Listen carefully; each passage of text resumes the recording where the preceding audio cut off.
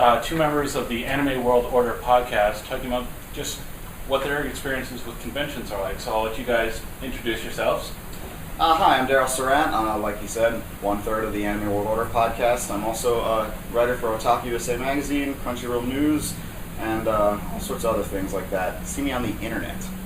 And I'm Gerald Rathkolb, the other third of the Anime World Order podcast. I wrote once for Otaku USA, and that's about it.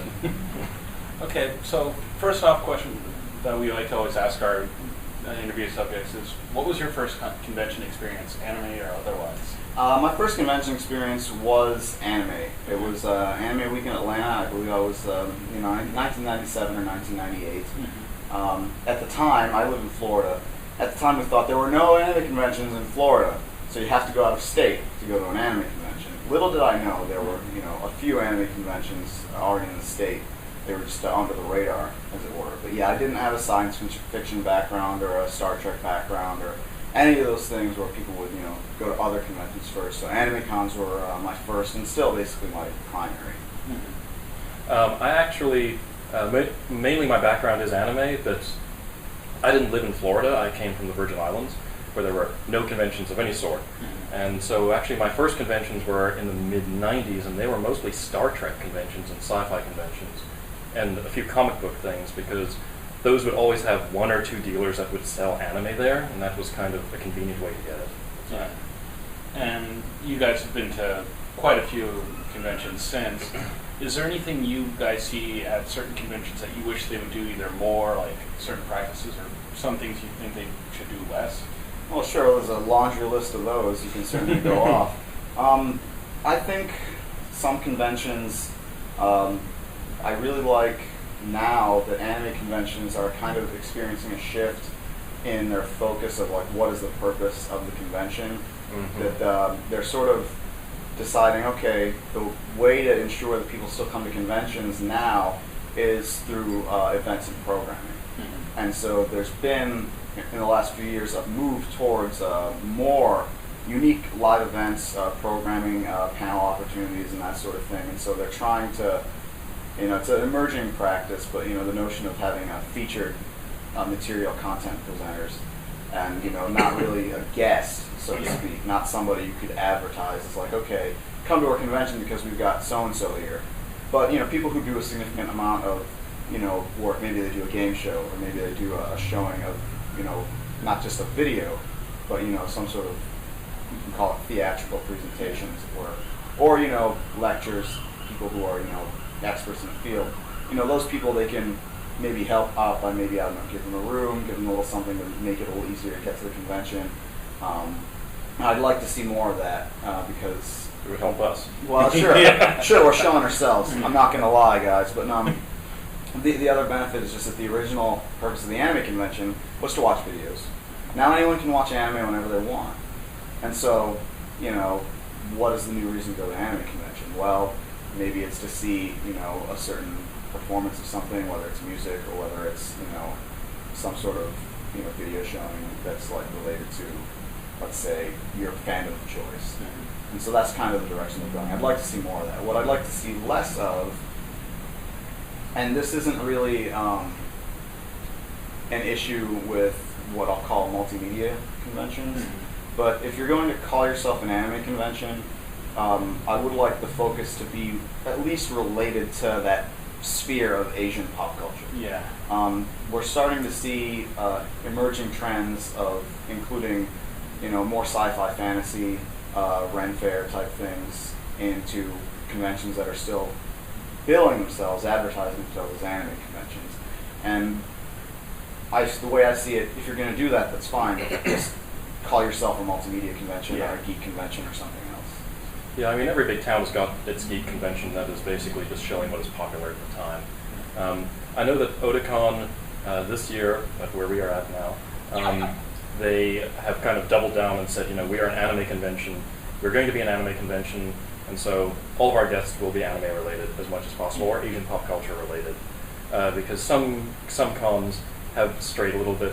And Otakon, I believe their policy is, because they're so big, they can do this. They said, we're about 10% non-anime related. So Might they'll be have 15, but again, they have a steampunk panel 9 a.m. on Sunday, and they've got maybe a zombie panel every 2 or 3 years or something. Yeah, so keep it relevant, keep it... That's the thing. And I mean, they could make a zombie panel that is perfectly relevant to anime, but then they have the Max Brooks style zombie. Yeah, exactly. And I mean, you mentioned that there's nothing wrong with having that an event that's the general geek culture or whatever, but just build it properly. And I know that's something I've been hearing from a lot of different people. Is just it's not a problem. Just you're not going to go to say Anime Boston and look for a Doctor Who panel, or right? Something like that. Although I will point out that Doctor Who seems to be the most popular costume. Costumes you can't really control. So. Yeah, I mean that's one of those things that everyone's going to have their own costume no matter what. I'm surprised I haven't seen Darth Vader this weekend yet. I mean, well, it is about 100-some degrees out. Yeah. Wearing that Darth Vader outfit in that line. Although there are some fursuits out there, and I don't see how these guys are managing it. I don't see how they manage it in general with those outfits. Yeah, but I mean, one thing that I'm seeing in the larger conventions too, and this is like a really small thing, but I love it, is there's like these apps, like the one that we're using this weekend is called Guidebook. Oh, yes. And because the convention schedule is going to change all the time, no matter what, at every con. And it's great that you can just get it on your phone right away. I love it for planning my day, because it's so much easier to just look, okay, this is what I'm going to do next. Yeah. And things like that. I really hope more conventions pick up on it, because it is so useful.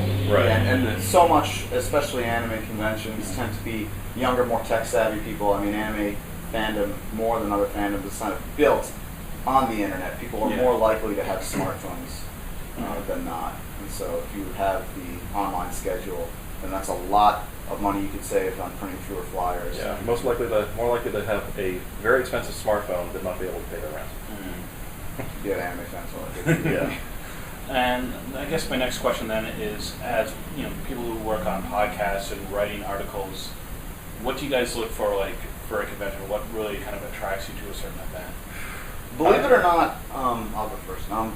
Believe it or not, the guest list and the musical acts aren't really that big of a factor for me. It's very few conventions get the caliber of guests that I'd be an old time anime geek would be that interested in. Otacon's an exception. They can get guests from Japan. They can premiere things that have never been seen in the U.S. before. But most conventions don't have that luxury. To use the second largest there is as the standard is just an impossible one to meet. Yeah. So I usually look in terms of the programming schedule, things like what events are you going to have? Because I've been to conventions where they basically put all their resources towards the main events and then leave everything else just as an afterthought and virtually unsupervised. Some cons are very bad about that. Yeah. And those conventions, I find myself at them and I have nothing to do. And the thing about having live events that are very unique is that you can have something to go to. And when you go in and you pay your money for a ticket, you want to get your money's worth, so to speak. And while there certainly is a value to just hanging out in the halls and people watching, for my money's worth, I feel like these convention tickets are only going up as the economy changes. It's like, all right, at some point I could just see a lot of these pictures from going online and looking at cosplay photos or that sort of thing. Yeah, I mean, every convention has got the masquerade and cosplay, and you're going to see roughly the same sort of costumes around. So, I mean, for me it is the same. It is very much like panels. Who's going to be running the panels? What subjects are they on? That's really what attracts me, and that's why I like to look at, first of all, who's doing the panel, and then what the subject is. Yeah. Of course, I will say that's a distinct minority opinion. I mean, a panel at a convention the size of Otakon, even if 600 people show up, that's really only 2% of the total attendance. And your average convention where we come from, which is Florida, if it's over 1,000 people, that's a big convention. And if you can get 30 people in your panel, that's a successful panel. Right. Yeah. So the percentages are still the same, roughly. Maybe about 2%. To maybe absolute maximum of 5 or so would be interested in panels, live events we're talking about. Most people are perfectly fine with masquerade, AMV contests, and that sort of thing. It's just since I've been going to conventions since 1997 or so, I want something a little different. Yeah, and in your eyes, what do you think makes a successful panel experience as either a panelist or an audience member? I know Daryl doesn't necessarily agree with me on this, but I'm going to go with it anyway. I think a successful panel is one that's run by someone who is interested in their subject, who's enthusiastic about their subject, and who is knowledgeable about their subject, and who can also make me interested in it. One of the examples I use is Toho. I don't like Toho, those shooting games. I don't care about Toho. It's not my thing. But if I could conceivably go to a panel that the guest could make me interested in Toho, that's a very good panel. It's yet to happen. It's yet to happen. It hasn't happened yet. So, but I think that would be kind of my high watermark for a panel. I don't disagree with any of that, actually. I mean, no, that's certainly a criteria. I mean, preparedness. Yes. Most panels are sort of like the heart's in the right place. People who are enthusiastic about a given subject, but they don't have any preparation to know what they're going to say. They just know, I like Bleach, and they I'll say, just run a Bleach panel. I'll run a panel on that. But I prefer if people know what they're going to do ahead of time, like they've got maybe some sort of outline or plan. For some of the more elaborate ones, particularly if there are multiple presenters, some degree of dry run rehearsals beforehand, come in handy. So I usually appreciate preparedness because all of that serves the criteria that Gerald just mentioned of making a topic interesting to people who are usually inclined to want to be interested in the subject you're talking about anyway. Otherwise, they would have never walked in the door. And it's very difficult as well because you have such a wide range of fans at a convention. Like if I wanted to do a panel on Bleach, would this be a panel for hardcore fans of Bleach so that we could just run through all of the spoilers and talk about the show in depth, or is this a Bleach 101 panel? So that makes it very difficult. And I think sometimes you have to bill it properly too. Yes. There was a panel we went to called Mecha Modeling 101, or it was talked about as Mecha Modeling 101. Like an introductory. Yeah, introductory mecha modeling. And that idea is that this is going to introduce you to just basics of mecha modeling. And they were talking about kit bashing and these things like that were very advanced techniques that are used by experts. And I've been building plastic model kits for years and never needed to do some of these things because they're not basic. And again, their hearts were definitely in the right place. They loved mecha modeling, and if this were an advanced mecha modeling panel, that would have been great. Yeah. But I was going in there expecting some more basics. Yeah. And you mentioned preparation being key.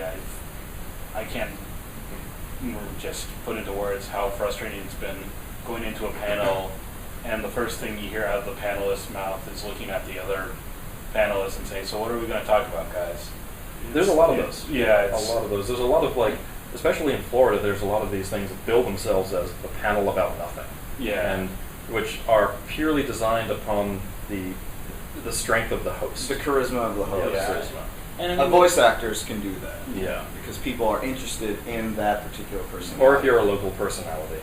So. Yeah, and I also think you can't have you should never go too strict, but have a loose idea, but you still definitely need some foundation. So when there is kind of a lull in the action, you need something to talk about. That's why some of the other cons I've seen, like you can submit panels, but now they want to see an outline. Yeah. And this is kind of difficult because sometimes I'm submitting panels with just an idea. Yeah. I don't have an outline together, but I understand the idea that you want to get up there and you want to know what you want to know what you're talking about. Yeah, and I completely understand. You don't form the idea until you get the approval notice from the convention. I think maybe one thing that would also go towards what makes something enjoyable that we might not necessarily agree upon. I'm not a fan of PowerPoint. I don't like lectures and slides and things like that. I don't like to be too reliant on that. I prefer multimedia. I prefer videos. I prefer something a little more active as a viewing, because I feel like when I think of PowerPoint lecture, I think of school.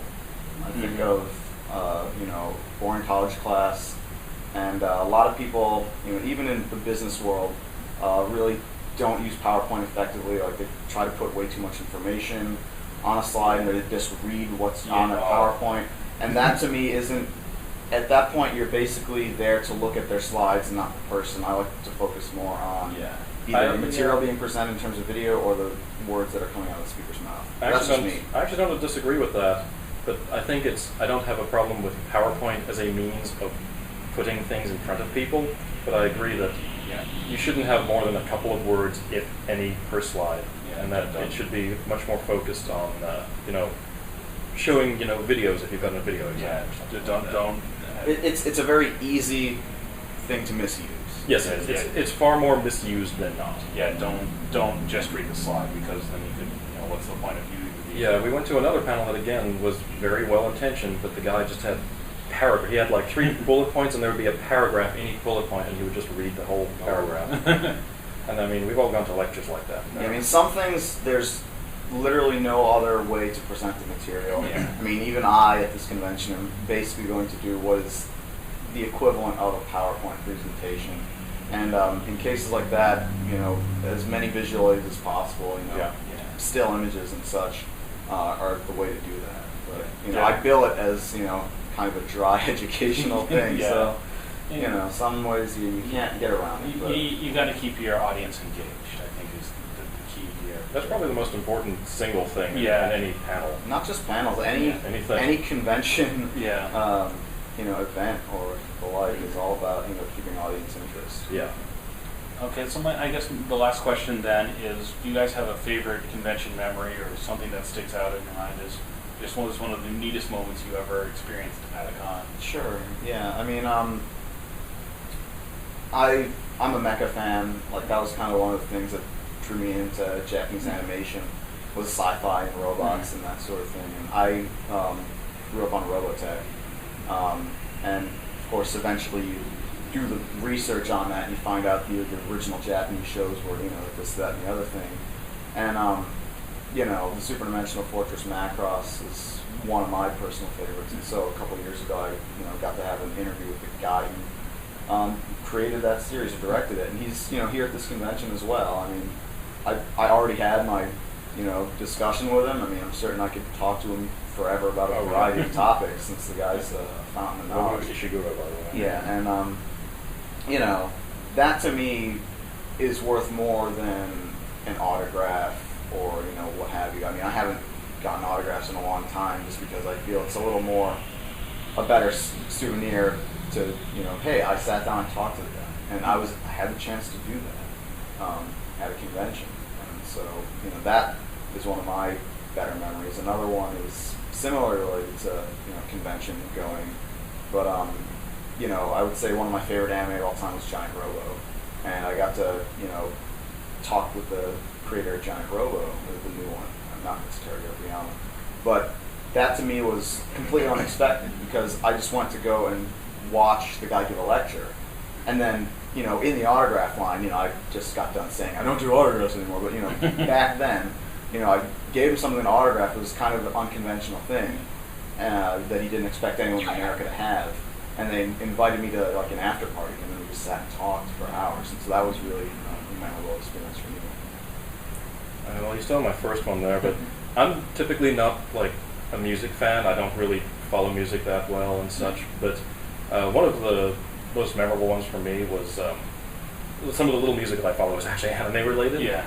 And a couple of years ago, they had the only band that I care about in Japan, Jam Project, here. Yes. And I got to go to their concert, and that was incredible. It was just how I hoped it would be, and I'm not a concert person, yeah. So I had a great time there. And the thing is, there's probably no other like musical act I could think of that I really would want to see enough to see them live, and except for them. And then we got to meet them afterwards, and we had a press session, and I got to get a photograph with them, and that was terrific. So that actually dream does come remind me. true. I got to ask him a question about one of the songs that he sang. He had our microphone. He started singing the song. Do you remember the song? Hironobu Kageyama, and you were asking him about Empty Guts. Yes.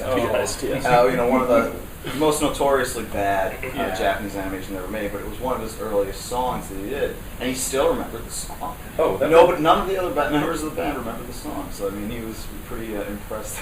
That reminds me, I love talking to Japanese guests who have a long history in anime, because virtually every creator has had to, take their hits at some point and work on stuff that they weren't terribly proud of necessarily. And we got to interview this one couple a couple of years ago that, like, just after they got married, they worked on this notoriously bad movie called Crystal Triangle.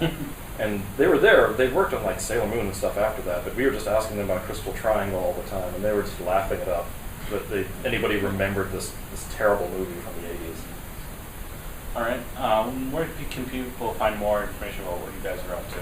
Sure.